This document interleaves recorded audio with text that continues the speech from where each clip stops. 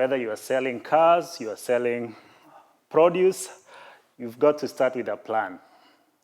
And that plan includes looking around to understand who wants the product you're selling or the service you're selling, right? Right? And then what do you have for that person who wants the product? Does your product fit their needs, right? Okay, so there's a lot of planning that we have to think through. I hope when you started, for those who are already in growing or were selling, you did all this. I do a lot of training on business planning, creating a business plan, and of course, how to implement it. And I like to mention the things that go on a business plan. They are listed up there. You start with a mission and a vision. What is your mission for those of you who are already in production and selling? Did you start with a small garden, then you had surplus, decided, oh, yeah, I'm going to try and sell? Or you understood there was a need for that product and you said, I'm going to produce so that I can supply the market, right?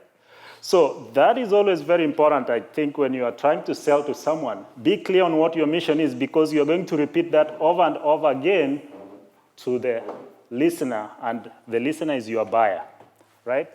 Because when you go to buy a car or go to a shop, they try to tell you, why what they are selling you is good for you, right?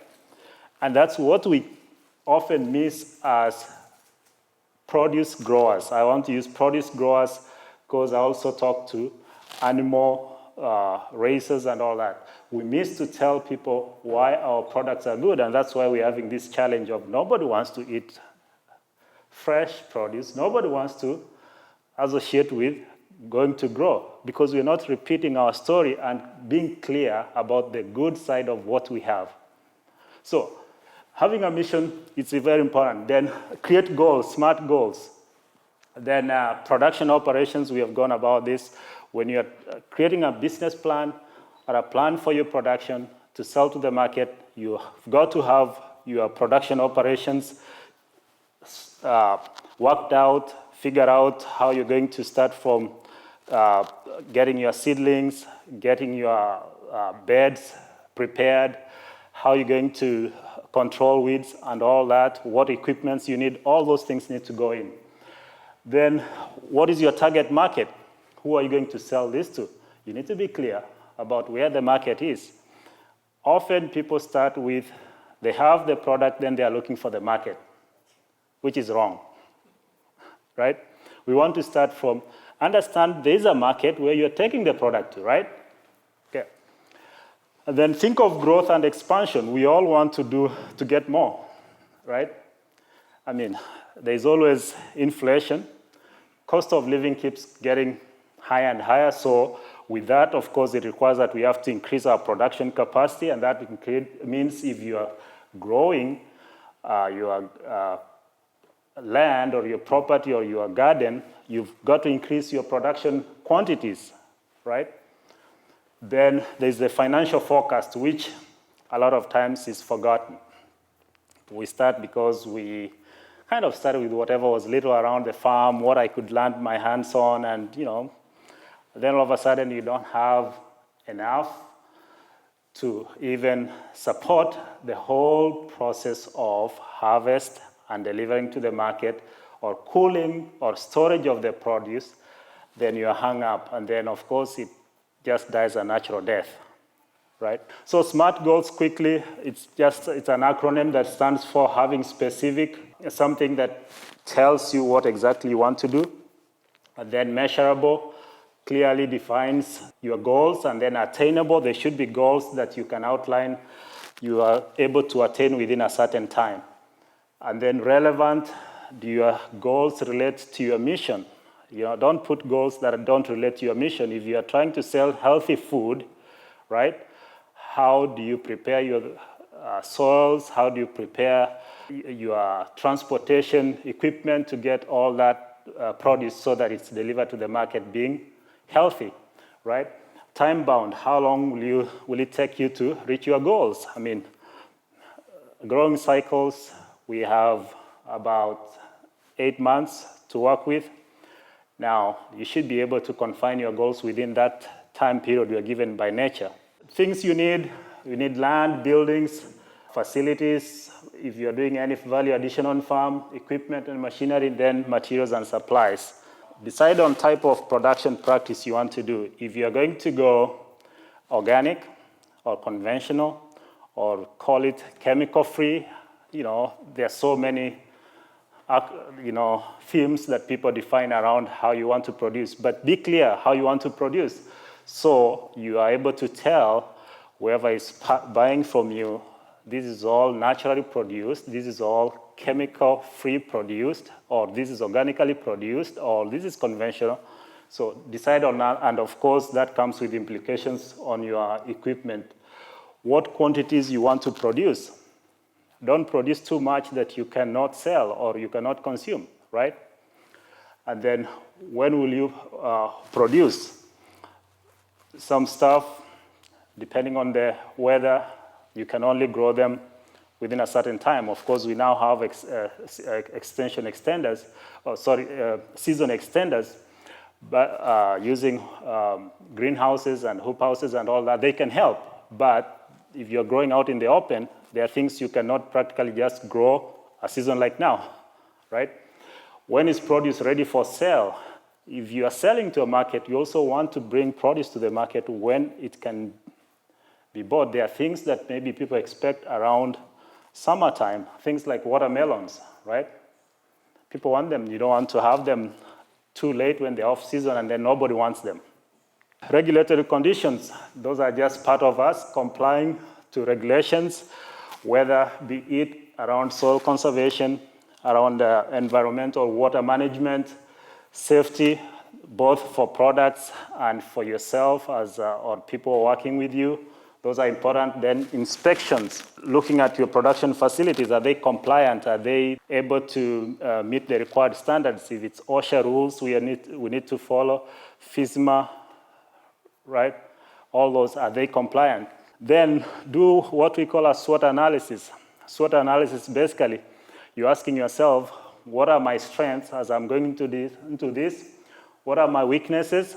What are the opportunities? And then what are the threats around my business? A SWOT analysis in a producer's case, it's looking at marketing as a key thing you want to understand, looking at production, finances, and then, of course, labor. And I have an example here of a SWOT analysis on marketing. On strengths, I'm just taking an example, trying to sell to a market, and you have decided you're going to grow vegetables, right? And for strengths, I would say, for example, you are the only grower in the county who can grow vegetables. That's your strength, right? And then you are near a major market, near a major farmer's market as a strength. But then you have a weakness. You've never sold anything, right? You have no sales experience. I mean, that's the truth. So you will need to work on that weakness, right? And then on opportunities that are there, increased demand for chemical-free vegetables.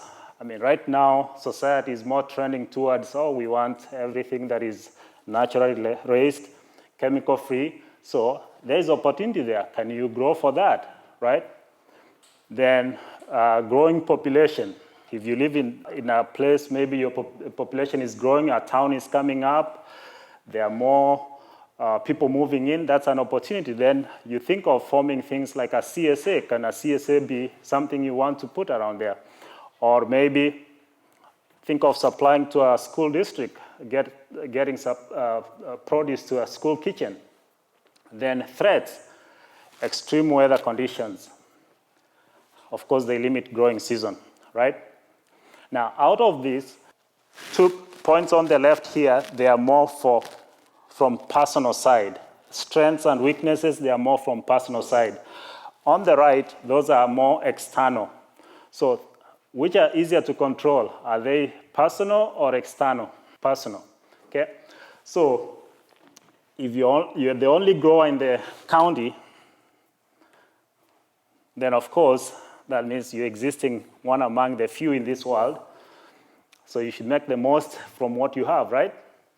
Increase on it if there is more demand, If you have a major farmer's market near you, then you need to go in and try sell produce there, right? Now, on weaknesses, there could be more than just having no experience for selling, right? Maybe you do not have cooling facilities on farm or storage facilities. So those are weaknesses. Now, how do you address them? Of course, then you need to start thinking of, if I need to purchase equipment for storage or for cooling or for transportation, what is the cost implication and all that. Then the external ones can also be controlled, but some of them, they are more challenging because they are often out of your control, right? But you need to put some strategies around how to work with them. Now, analyzing your market, find out who is interested in your products or produce, okay? So that's a key part I want to stress on. If you're thinking of selling or growing stuff for the market, think of who wants it, right? Don't wait to say, I have it here, then anybody can buy.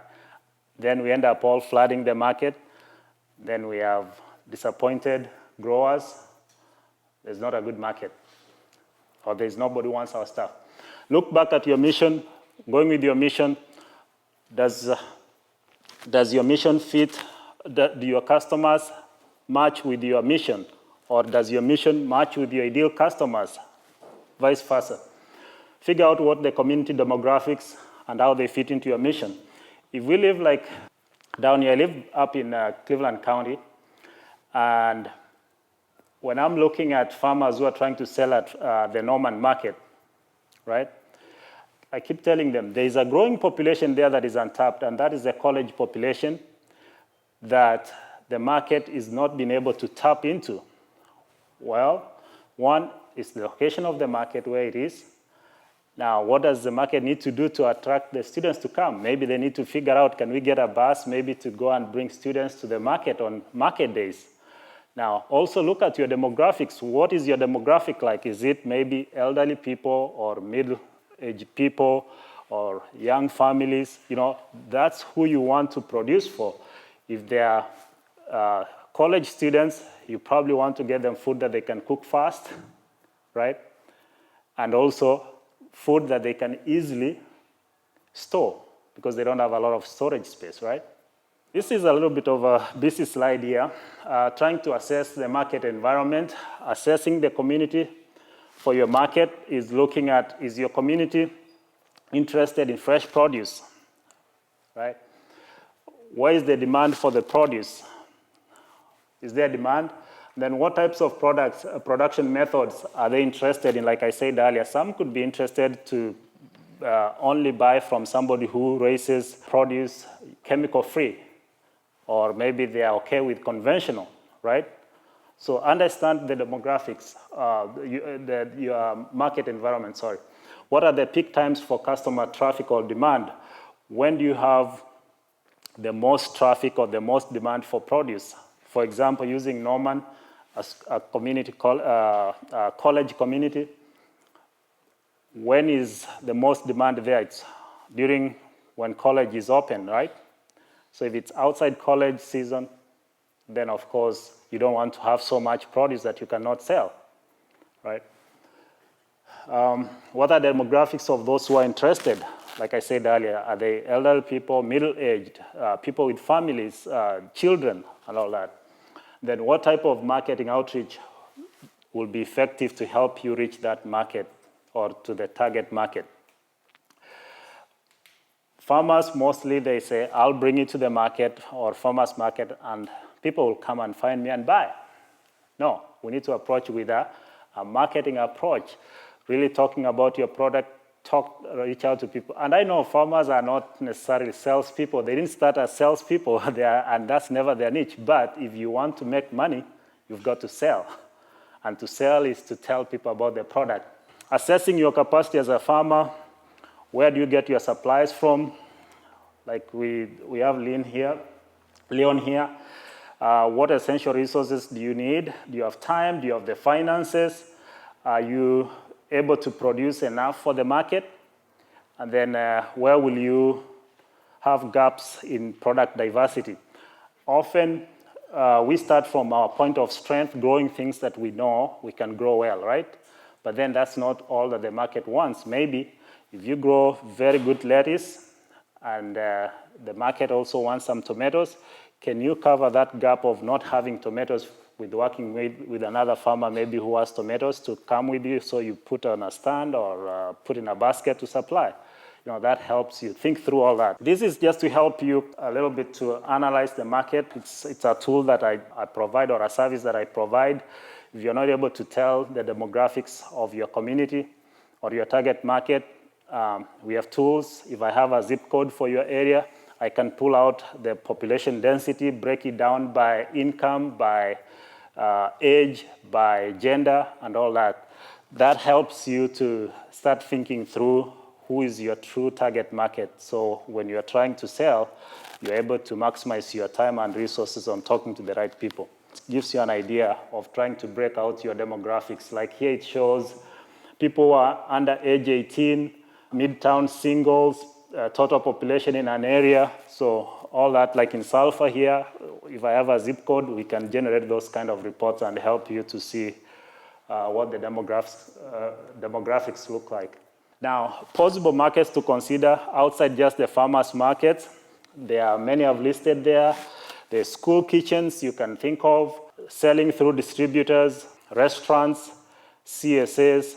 CSA stands for Community Supported Agriculture. Pick your own, that's an option you can think of. On or off farm stand. Also doing online market stores. Those are some of the options you can think of. Some of this could be applicable in your situation here and some may not, but it goes back to really understanding your demographics and understanding the dynamics of your target market. So I'll focus a little bit on institution markets, just because I get this feedback that farmers markets, you never sell enough to make enough money. And I want to push it towards thinking of going beyond just the farmers market and selling to the institutions. Institutions, in my case here, I'm referring to the 3 school kitchens, distributors, and restaurants. And those, what they have in common, or things that they really want when you're trying to talk to them, they want you to approach them with a statement that assures them about quality, quantity, and consistency. Those 3 are very important when you're trying to sell to institutions. This year in July, I did what we call a farmers to restaurant match-up event in Norman. And it was basically a group of farmers meeting with restaurants who are looking to buy from each other or sell. And I had the restaurant owners and chefs on one side and asked them, why, when you're buying from farmers, what is your biggest challenge? And they said, one is really getting someone to commit to quantities first, someone to commit to the quantities we want and consistently deliver that quantity. Yes, a little bit we look at quality, but first is quantity and consistency. So the restaurants are willing to buy, but dealing with the inconsistency puts them off.